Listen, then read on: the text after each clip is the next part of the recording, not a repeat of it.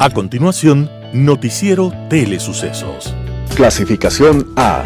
Apto para todo público.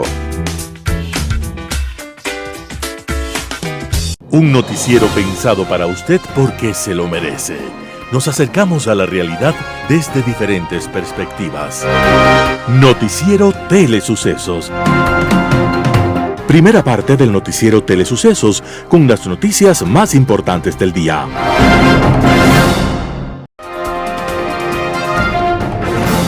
Telesucesos desde nuestro estudio principal y en el de Arena Telesucesos es el único medio de televisión que transmite de lunes a viernes 4 horas diarias de diversos eventos y novedades deportivas, el ecuavóley, básquet, tenis de mesa, halterofilia, taekwondo, esgrima, box, cachascán, gimnasia olímpica. Pueden ser observados en Canal 29 UHF y en todas las redes sociales en su televisión, sin ningún costo, desde la comodidad de su hogar, en nuestro canal y en las redes sociales. Telesucesos, el canal de televisión siempre inédito.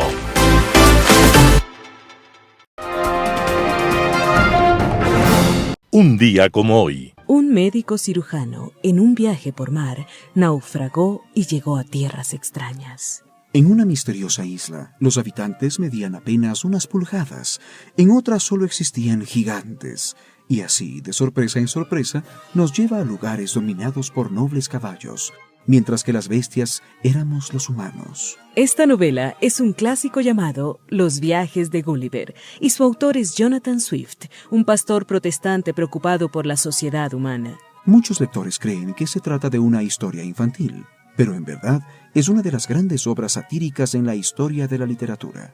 Swift retrata a los humanos con todas sus mezquindades e insensateces. Encuentra pueblos que, manipulados por los gobernantes, van a la guerra porque discuten de qué manera se debe romper la cáscara de los huevos. Tras la apariencia de una novela para niños, Swift critica la invasión inglesa a Irlanda, los sueños humanos de la inmortalidad e inclusive defiende los derechos de los animales. Al final, en la obra de Gulliver, el hombre que había vivido aquellas experiencias en extrañas tierras termina tan hastiado de la sociedad humana que toma una decisión radical.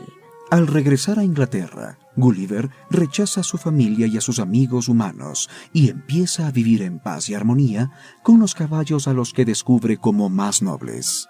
Jonathan Swift estaba desapareciendo un día como hoy, 19 de octubre de 1745, y desde el otro lado de la nada y el silencio nos obliga a reflexionar sobre la esencia de gigantes que debería existir en el ser humano. Las principales noticias del día. Titulares. El SNAI denuncia penalmente a la exmiembro de la Comisión de Pacificación de las Cárceles. Guillermo Lasso insiste en echar abajo al Consejo de Participación Ciudadana y Control Social. Sala Penal ratifica sentencia para asambleístas Mariano Curicaba. Adjudicación de Sacha se posterga al último trimestre de 2023. Cancele su multa de tránsito dentro del plazo de 20 días y acceda al 50% de descuento. En el segmento de opinión no se comunica lo que no existe. Los editoriales serán de León Roldós. ¿Será de no creer? Hernán Pérez Luz. Otra vergüenza nacional. José Hernández. Y sí, el gobierno la jodió. Noticias internacionales.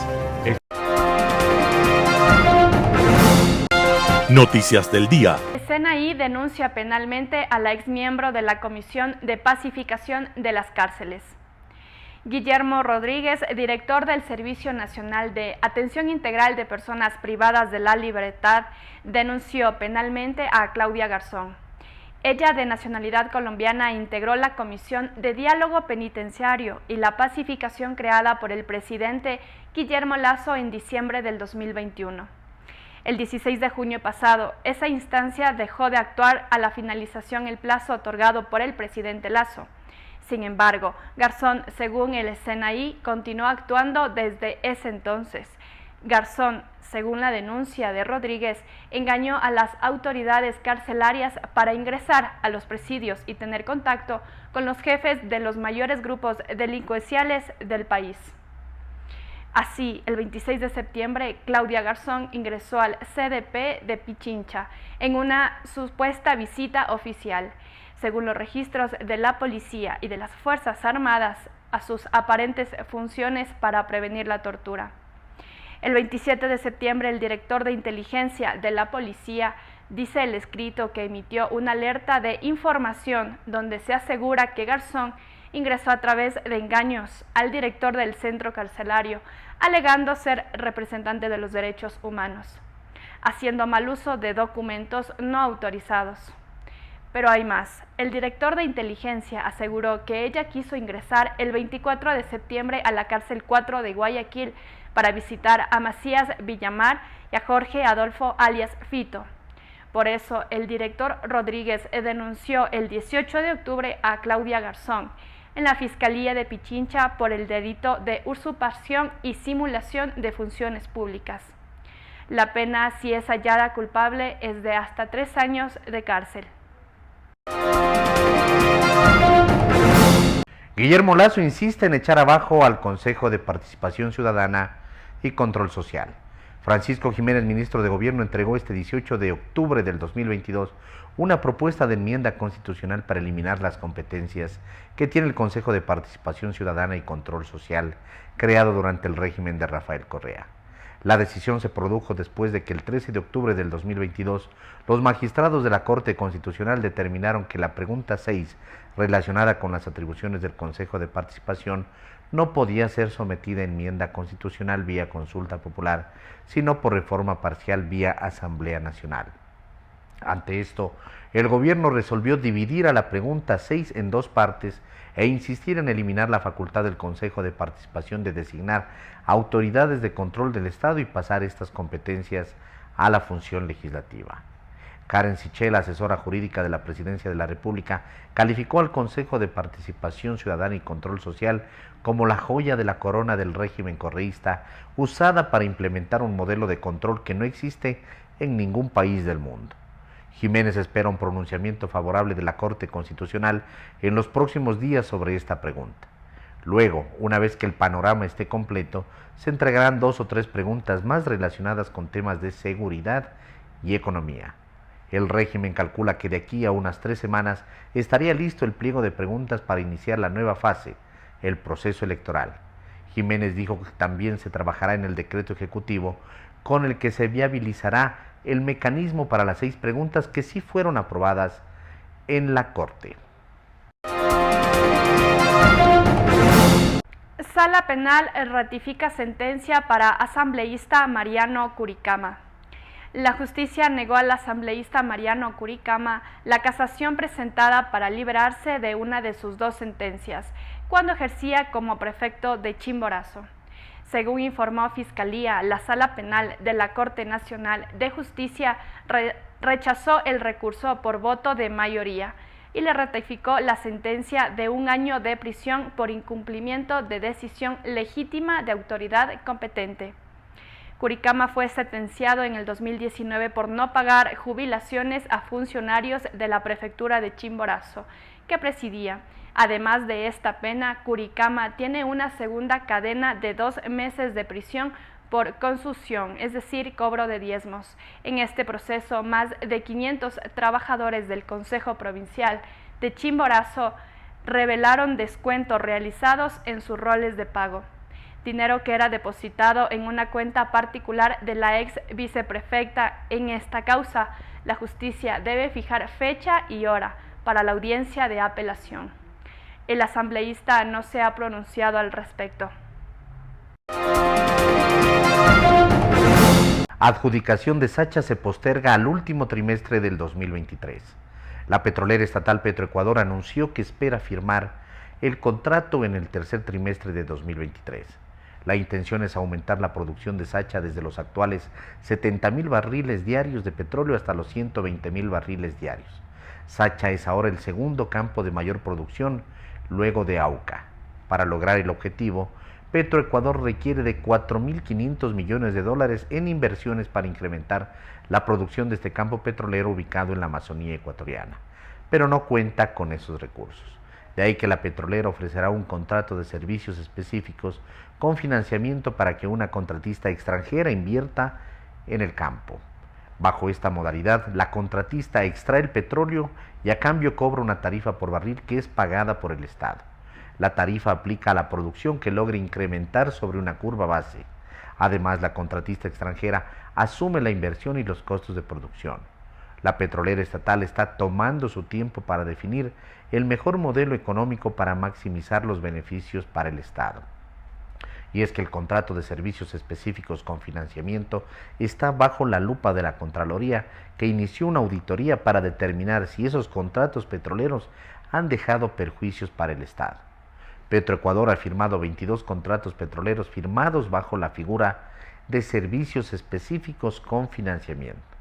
Bajo la misma figura de servicios específicos con financiamiento, Petroecuador espera concretar la concesión de 22 campos en producción en el tercer trimestre del 2023.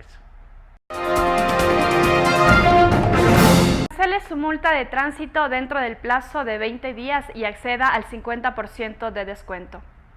De enero a octubre del 2022 se acogieron al beneficio del 50% el pago 45.586 contravenciones.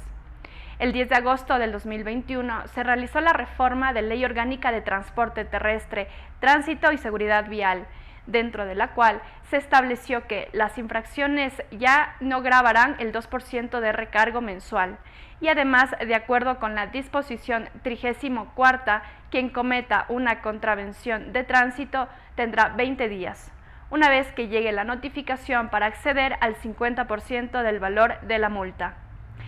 Es importante mencionar que este beneficio es aplicable únicamente a contravenciones de tránsito establecidas en el Código Orgánico Integral Penal. Por ejemplo, no colocarse el cinturón de seguridad, exceso de velocidad dentro y fuera del rango moderado, no portar la licencia de conducir, entre otros. Por otro lado, no acceden a este descuento de sanciones por ordenanza municipal, como por ejemplo el pico y placa o mal estacionado. Para pagar estos valores, los usuarios pueden acercarse al Banco del Pacífico o otras entidades bancarias a las que la ventanilla de servicios ciudadanos de la Agencia Metropolitana de Tránsito, donde los usuarios podrán cancelar estos valores con tarjetas de crédito o débito. Como se mencionó, para que los usuarios puedan hacer uso de este beneficio, deberán cancelar el valor de la contravención en los próximos 20 días hábiles a partir de su notificación. Entrevista del día.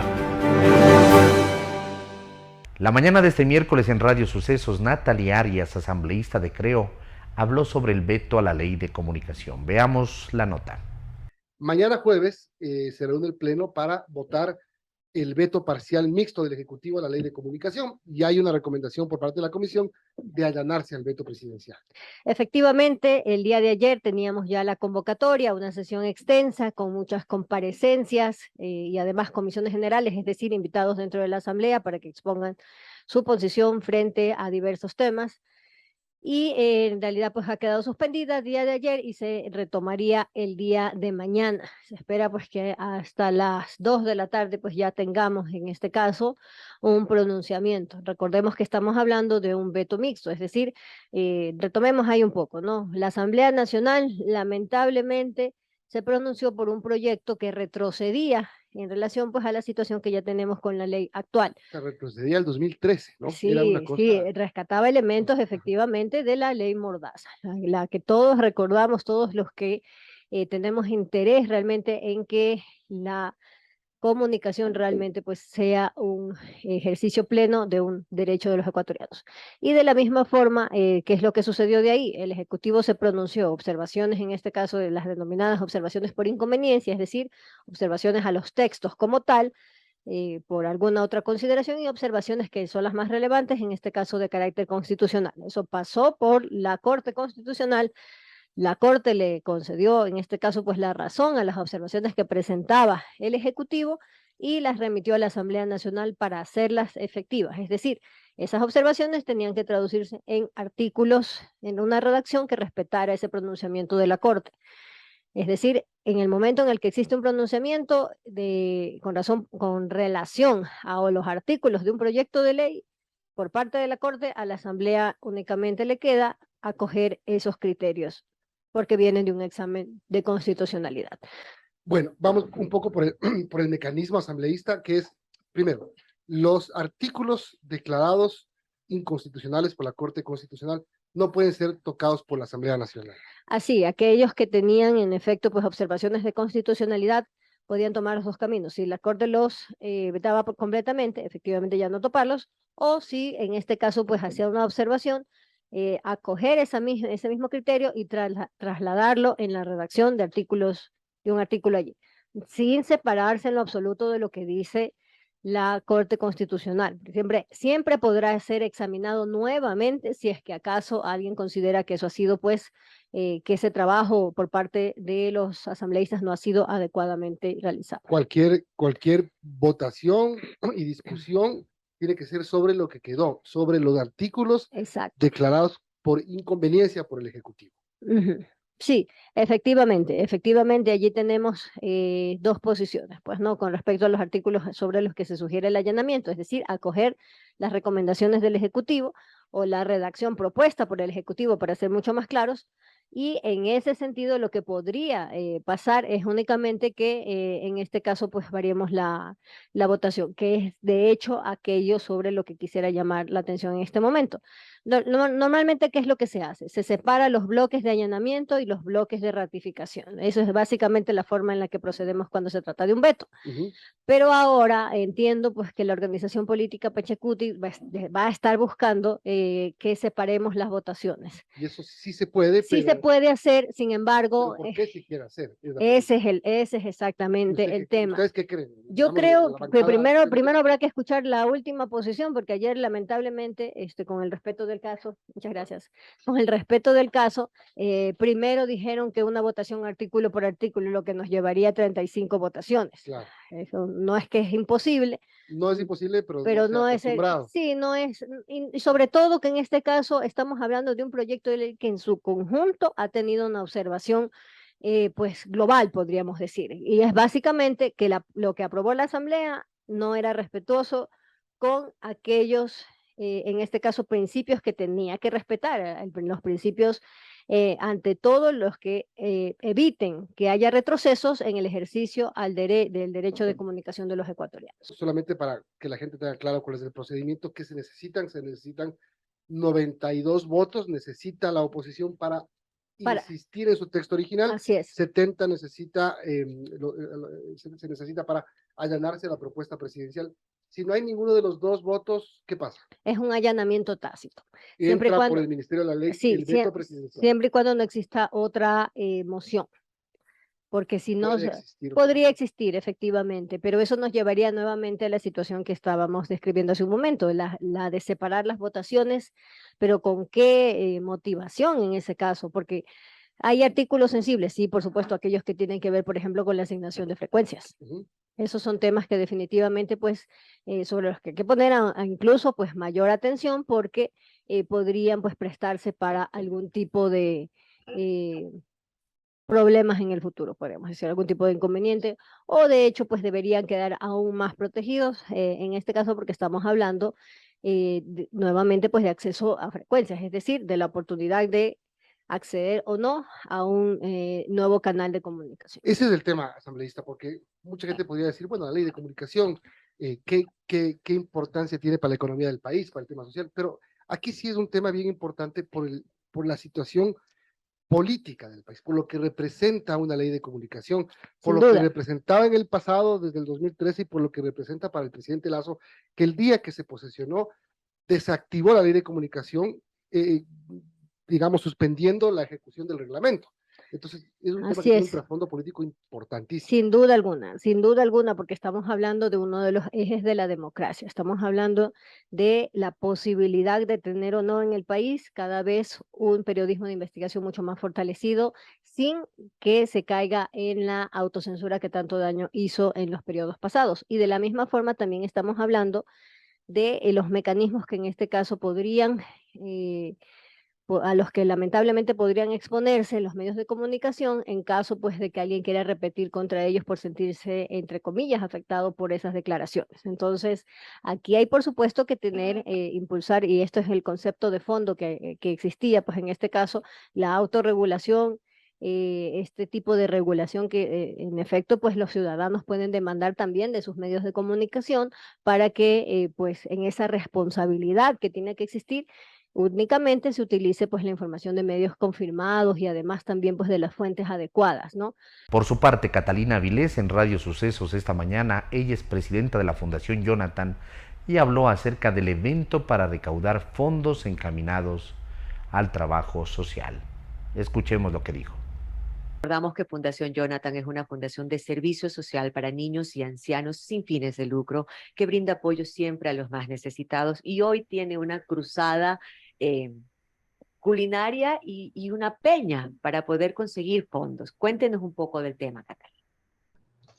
Bueno, mira, Fundación Jonathan lleva 21 años de servir a la comunidad, a los sectores en extrema vulnerabilidad, en niños con cáncer, adultos mayores con sus enfermedades también preexistentes, gente de escasos recursos. Y nosotros en Fundación Jonathan brindamos el día a día lo que es alimentación. Empezamos la mañana con un desayuno. Luego tenemos para el adulto mayor lo que es talleres que son de capacitaciones, panadería, talleres de bordado, tejido, pintura, baileterapia, la fisioterapia, lo que es la atención del médico. Tenemos también la educación para los niños, lo que es de la atención psicológica, terapia de lenguaje, hospedaje para los niños que vienen a sus quimioterapias también, y la alimentación básicamente. Mira, luchamos contra lo que es la desnutrición infantil desde el vientre de la madre, cuidamos a esas madres gestantes, a esas madres lactantes que están dando de lactar a sus niños, y más aún los niños que tenemos son 400 niños que están bajo el amparo de Fundación Jonathan y no cobramos absolutamente nada.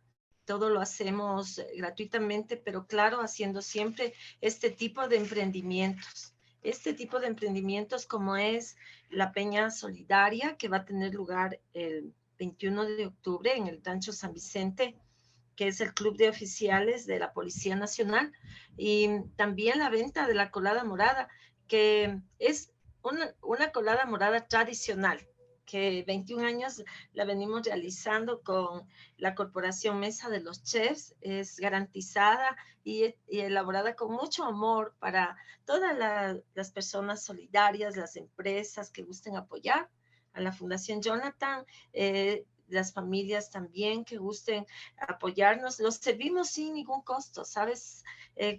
Son precios muy accesibles y estamos siempre trabajando para poder llevar adelante nuestros programas sociales. ¿Desde cuándo está a la venta la colada morada? ¿Viene acompañada de guaguas de pan? ¿Cuál es el precio? ¿Cómo podemos hacer los pedidos? ¿Hasta cuándo la van a tener disponible? Mira, la venta de la colada morada la iniciamos este lunes 17 de octubre y vamos a venderla hasta el 2 de noviembre. Pueden hacer su reservación comunicándose al 0999 713078 o al 2545 581. El litro de colada morada, el valor es $5. El vaso de 12 onzas con su huevita de pan rellena tiene el valor de $2.50 y medio litro más huevita de pan es $3. Los precios son sin IVA y podemos servirles a las instituciones educativas, empresas, tenemos todo organizado, son gestiones que las hacemos con mucho amor y mucha responsabilidad porque necesitamos estos dineros de unirlos y comprar pañales, sillas de ruedas. Necesitamos apoyar a estos niños con cáncer. Tenemos que comprar tanques de oxígeno. Ahora mismo tenemos unos casos en el cual necesitan niños unas sillas de rueda, otros niños tanques de oxígeno, pañales, porque el cáncer muchas de las veces deja lesiones que a los niños les deja en estado vegetativo, de manera que esas madres que son de escasos recursos y además que son de provincia, si aquí ellas no tienen estos elementos, no pueden salir del Hospital Baco Ortiz. Fundación Jonathan siempre apoya estas nobles causas y siempre apelando a la solidaridad de la comunidad. ¿Cuál es la meta que tienen que alcanzar?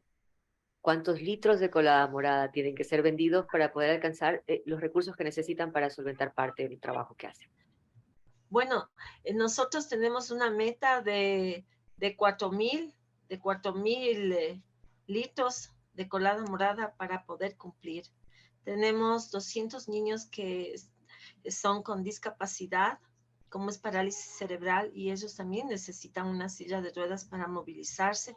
El pañal es de todo el tiempo, necesitan medicina como es el Balcote, eso no dona a nadie, tenemos que adquirirlo, comprarlo. Necesitamos comprar medicación para los niños que tienen leucemia. Hay muchos niños que tienen leucemia, 4 años, y ellos ya están recibiendo sus tratamientos de quimio, y porque las circunstancias es que no hay el dinero y estos niños avanzan con su enfermedad. Entonces hay que ayudarles porque si una quimio llega y no tienen su buena alimentación, no tienen la medicación, se degenera, porque la quimioterapia actúa contra el cáncer, pero también afecta otros órganos si no tiene la ayuda que es como una buena alimentación, todo lo que indique el médico, los cuidados, y ese es nuestro objetivo. Apoyar las causas que ameritan, ¿no? Niños, jóvenes, el adulto mayor también. Pues ayudamos al adulto mayor que está con insuficiencia renal, que va al diálisis. Necesitamos también apoyar estas causas. Son adultos mayores que realmente han contribuido a nuestra sociedad, al país, y a la final del tiempo se quedan solos al cargo de una vecina o de una persona que no es propio familiar, pero siempre Dios pone a ángeles en la vida de estas personas, y pues nosotros complementamos esta necesidad apoyándoles con sillas de rueda, por ejemplo, bastones, el pañal y la alimentación. Un panorama de noticias para su estatura intelectual.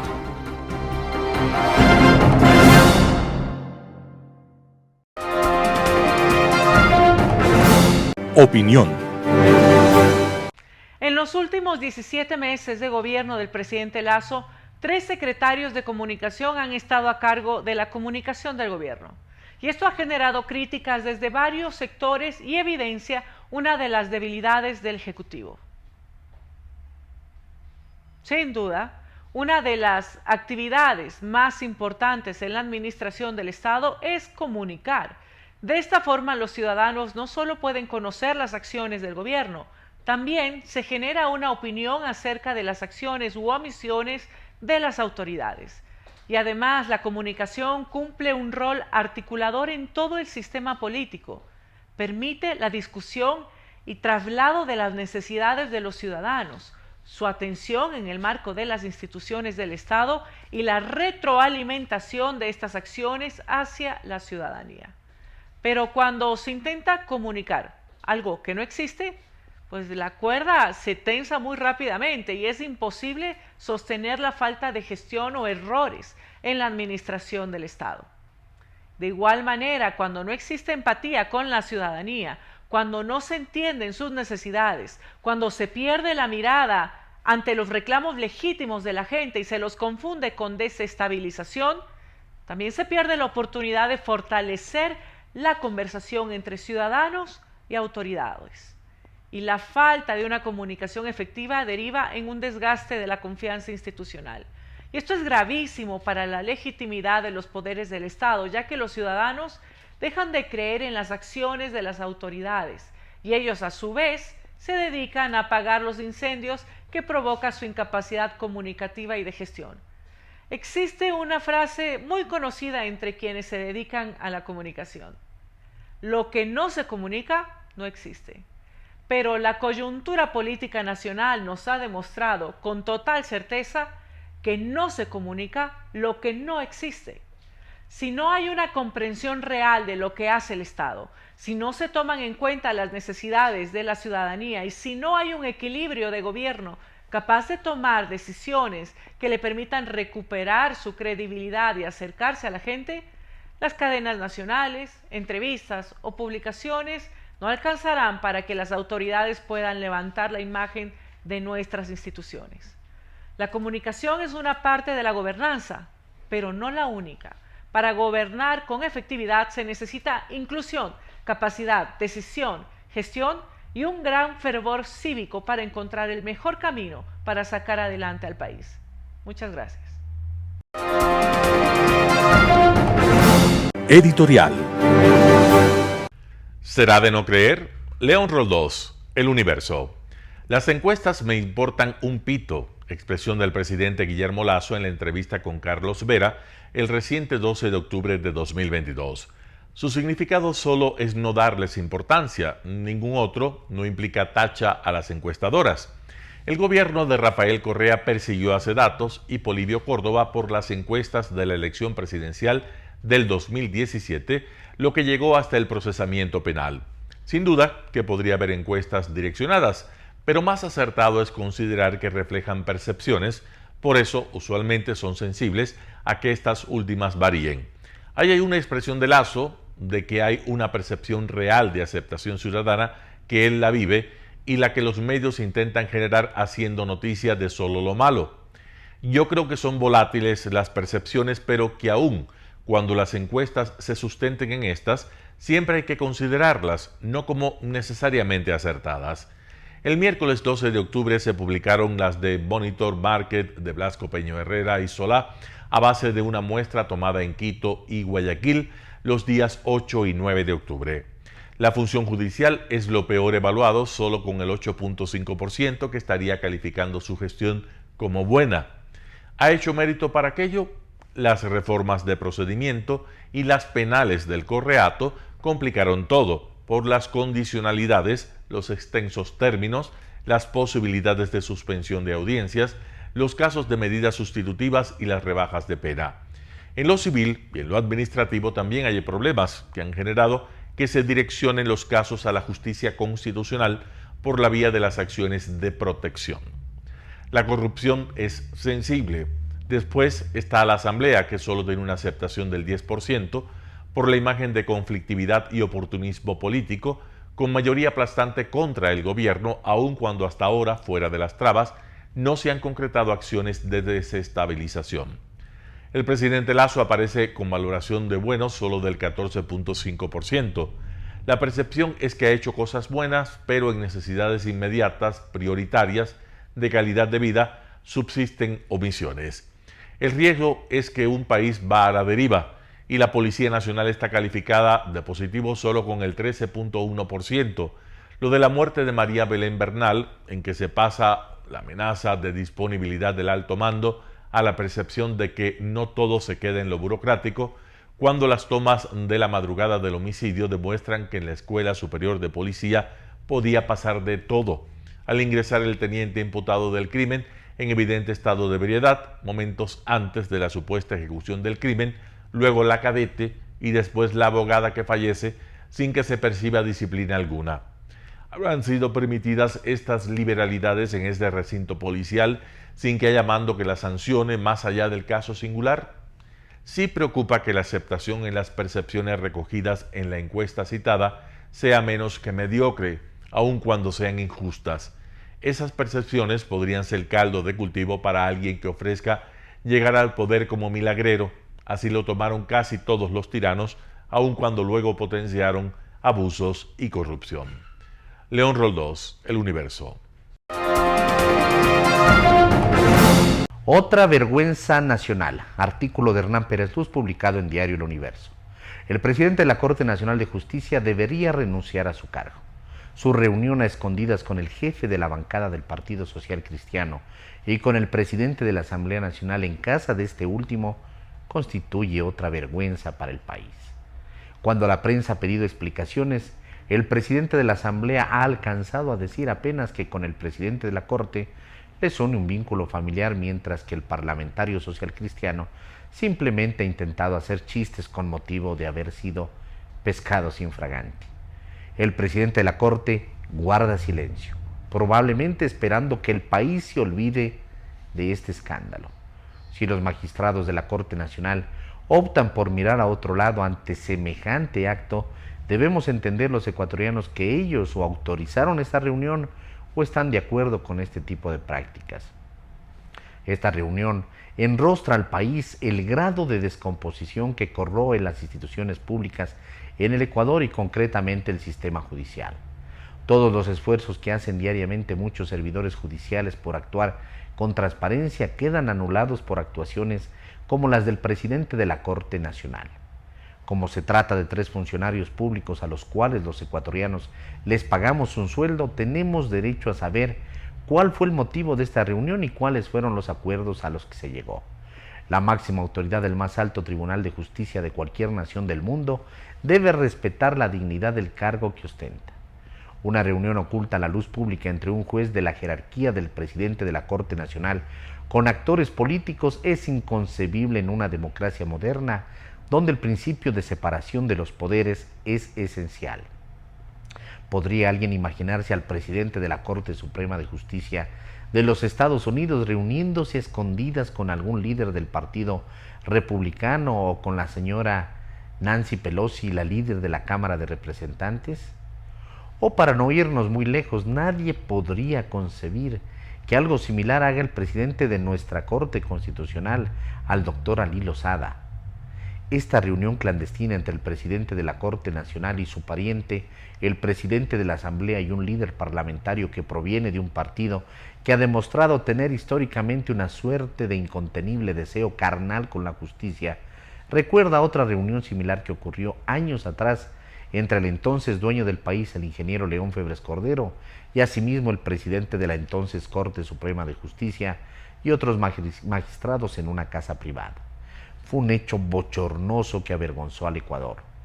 Ninguno de los protagonistas de este escándalo dio una explicación al país. Les importó un comino la tan hablada independencia del Poder Judicial. Se ve que no hemos avanzado mucho. Otros nombres, otras circunstancias, otros tiempos, pero en el fondo la tragedia es la misma.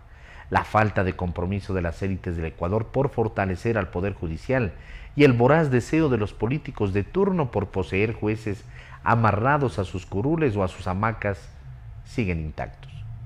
Les encanta hablar de la seguridad jurídica, pero lo que hacen con esa palabrería es disimular su ilimitado apetito por el poder. Y algunos ni lo disimulan bien. Artículo de Hernán Pérez Luz, publicado en diario El Universo. Y sí, el gobierno la jodió. José Hernández, 4 pelagatos. 90 días tuvo el gobierno para poner un cable a tierra, no lo hizo. Y la desconexión con la realidad, representada en este caso por el movimiento indígena, fue elocuente en la clausura de las mesas de diálogo. La euforia de Francisco Jiménez, ministro de Gobierno, desentonó con la parquedad de Leonidas Issa. Jiménez estuvo prosopopéyico, Issa mezquino. Jiménez habló de 218 acuerdos. Issa dijo que el miércoles, en una mesa de seguimiento que van a crear, dirán cuántos acuerdos hay, pero habla incluso de retrocesos. Jiménez dio por hecho que hay acuerdos en temas económicos, productivos, de salud, educación, derechos laborales y seguridad. Issa solo celebró avances bastante importantes en la mesa de derechos colectivos, donde se alzó con el 100% de lo que pedían en educación intercultural bilingüe. Su repaso fue lacónico. Subsidios, no está avanzado. Alivio financiero, no hay concreción. Control de precios, no hay. Minería, no hay acuerdo. Jiménez practica una retórica insufrible. Issa es amigo del refrán popular, plata en mano, culo en tierra.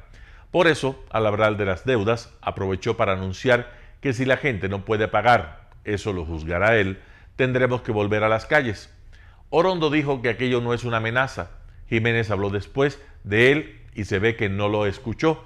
Persistió sin cargo de conciencia en esa visión torpemente voluntariosa que exhibe desde los hechos violentos que impusieron al país Issa y sus amigos en junio pasado.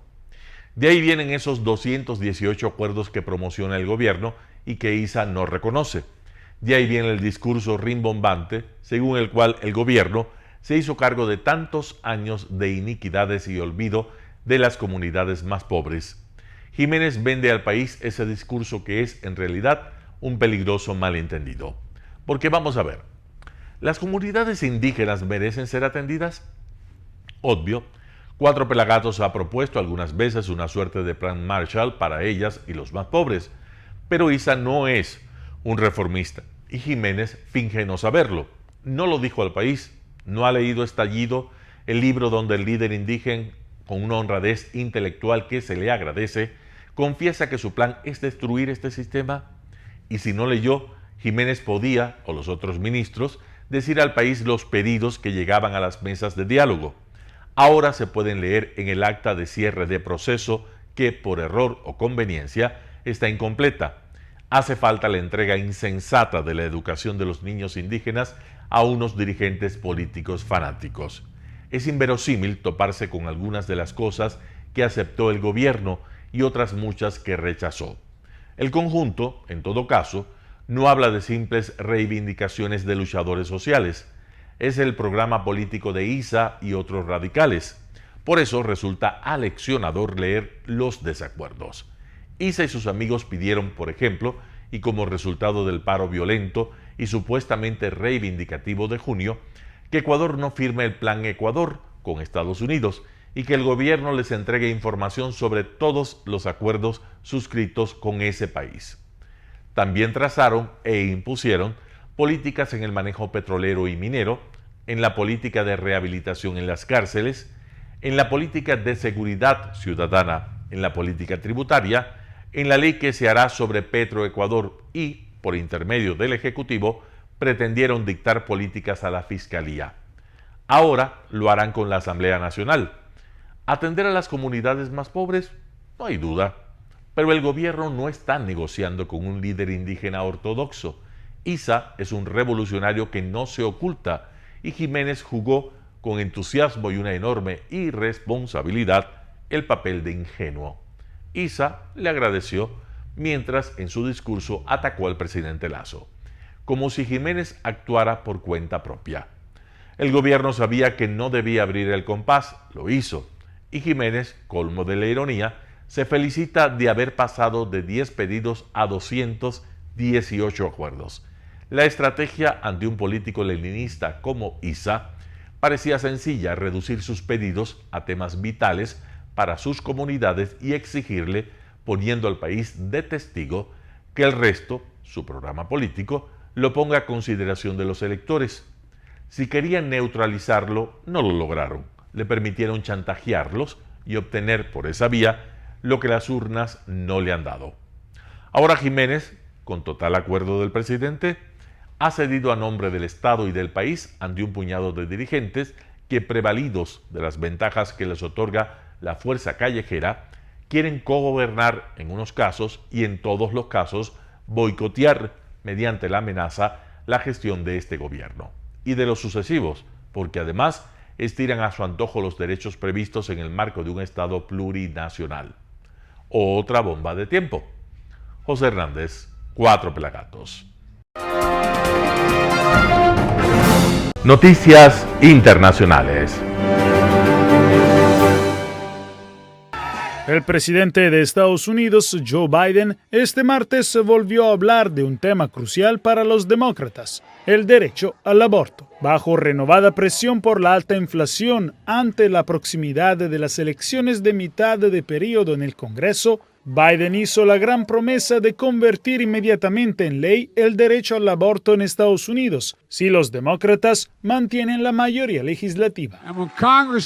Y cuando el Congreso lo apruebe, lo firmaré en enero, 50 años después de que Roe se decidiera por primera vez como la ley del país. Y juntos restauraremos el derecho a elegir para cada mujer y cada estado en Estados Unidos. Así que voten, tienen que salir a votar. Podemos hacer esto si votamos. Mirando las encuestas más recientes, los demócratas de Biden podrían perder el control de la Cámara de Representantes y posiblemente también del Senado en las elecciones de noviembre. Por eso el presidente trató de reunir al partido y a sus seguidores en torno al derecho al aborto, que fue severamente restringido por la decisión de la Corte Suprema hace casi 4 meses, dejando el tema en mano a cada estado. Tanto que Biden advirtió: si los republicanos se salen con la suya, con una prohibición nacional, importará dónde viven en Estados Unidos. Así que, déjeme ser muy claro, si tal proyecto de ley se aprobara en los próximos años, lo vetaría. No está claro cuán políticamente efectiva será la promesa de priorizar la defensa del aborto, porque serían necesarios 60 votos en el Senado para aprobar esa ley. Y frente a la previsión más positiva con los demócratas manteniendo el control de ambas cámaras, los demócratas aún no tendrían los votos suficientes. Biden ha expresado su apoyo para poner fin al umbral de 60 votos para codificar el derecho al aborto, pero los senadores demócratas Joe Manchin de Virginia Occidental y Kyrsten Sinema de Arizona siguen oponiéndose a tal exclusión. Fue la primera vez que Joe Biden priorizó la legislación sobre el aborto antes de las elecciones de noviembre, a pesar de que el tema fue central en los mensajes de los demócratas hasta ahora. Sin embargo, las encuestas nacionales recientes muestran que los estadounidenses están más preocupados por temas como la inflación y solo el 8% cree que el aborto sea una prioridad en la boleta. Desde la Casa Blanca, Jacopo Luzzi, Voz de América.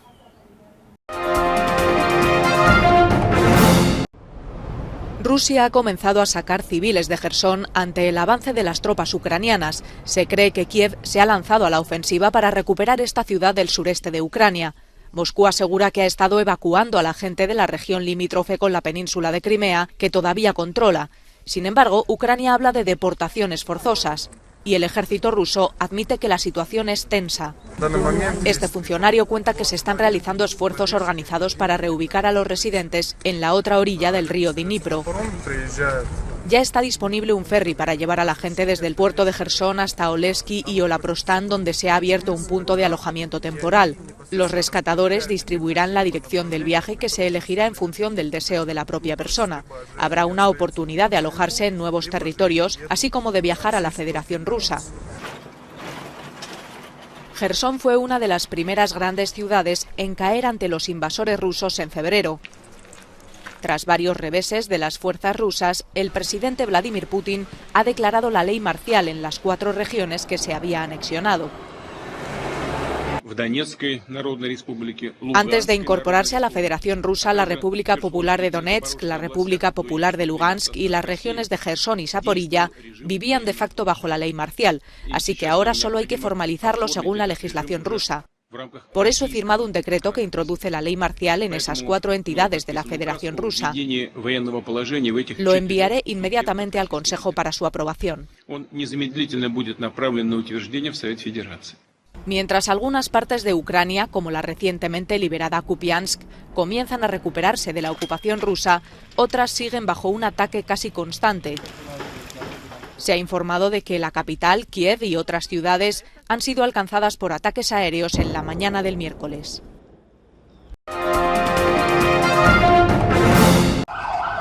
Manifestaciones en todo Chile en el tercer aniversario del masivo estallido social contra la desigualdad, la mayor ola de protestas desde el fin de la dictadura militar. Las marchas fueron duramente reprimidas por más de 25.000 agentes. En la capital, Santiago, los manifestantes prendieron fuego y lanzaron piedras a la policía, que respondió con gases lacrimógenos y cañones de agua. Las principales reivindicaciones en 2019 eran mejoras en la sanidad, la educación, las pensiones y las viviendas. La violencia dejó entonces 33 muertos y miles de heridos, además de decenas de denuncias de violaciones de los derechos humanos durante la represión policial. Los disturbios condujeron a la redacción de una nueva constitución rechazada en referéndum. Con motivo del aniversario, el presidente de Chile hizo un llamamiento al diálogo. Ha habido esfuerzos durante todos estos años, sin lugar a dudas, no pretendo negarlo. Pero todavía no concretamos las reformas que resuelvan la debilidad de los derechos sociales de los chilenos y chilenas. A pesar del rechazo, los chilenos siguen exigiendo cambios en un contexto de dificultades económicas para el país. ¡Contra el Estado!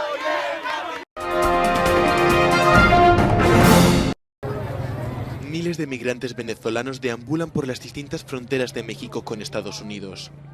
Y es que las restricciones impuestas por el gobierno estadounidense la semana pasada impiden la entrada por tierra de migrantes e incluyen la deportación inmediata al territorio mexicano de estos. Según el Departamento de Seguridad Nacional estadounidense, estas medidas contemplan 24.000 permisos humanitarios para venezolanos con patrocinadores que lleguen por aire, pero la expulsión de quienes llegan por la frontera de México. Ken Salazar, embajador de Estados Unidos en México, ha dejado muy clara la postura de su país. Que estamos viendo un flujo de migración que nunca se había visto en la historia del mundo. Venezolanos que llegan a la frontera de los Estados Unidos y México no pueden entrar, no van a poder entrar, se van a regresar. Estas medidas surgen debido al incremento de migrantes de Cuba, Nicaragua y Venezuela. Estos sumaron más de 55.000 migrantes en la frontera de Estados Unidos con México en agosto, lo que supone un aumento anual del 175%. Muchas de estas familias de migrantes ni siquiera cuentan con un lugar donde dormir y tendrán que hacer frente a la falta de alimentos y la llegada de un frente frío a la región fronteriza. Hay muchos migrantes, no solo estamos nosotros, detrás de nosotros viene muchísima gente más. No queremos que esto se convierta en una condición de hacinamiento y que colapse realmente esto. Entre octubre de 2021 y agosto de este año, más de 150.000 venezolanos han sido arrestados en la frontera sur de Estados Unidos, casi el triple que en el mismo periodo del año pasado.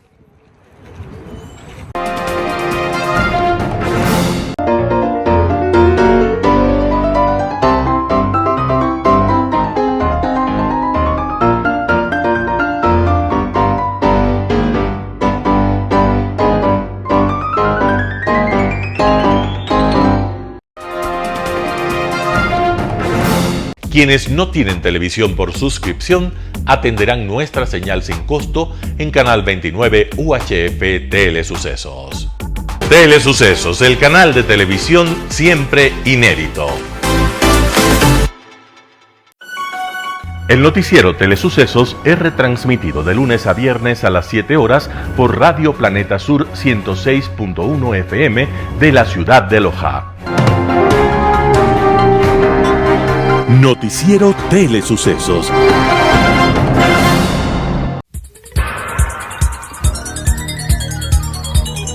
Las opiniones vertidas en este espacio por la producción y dirección del programa son de exclusiva responsabilidad de sus autores y de quienes intervienen en ellos.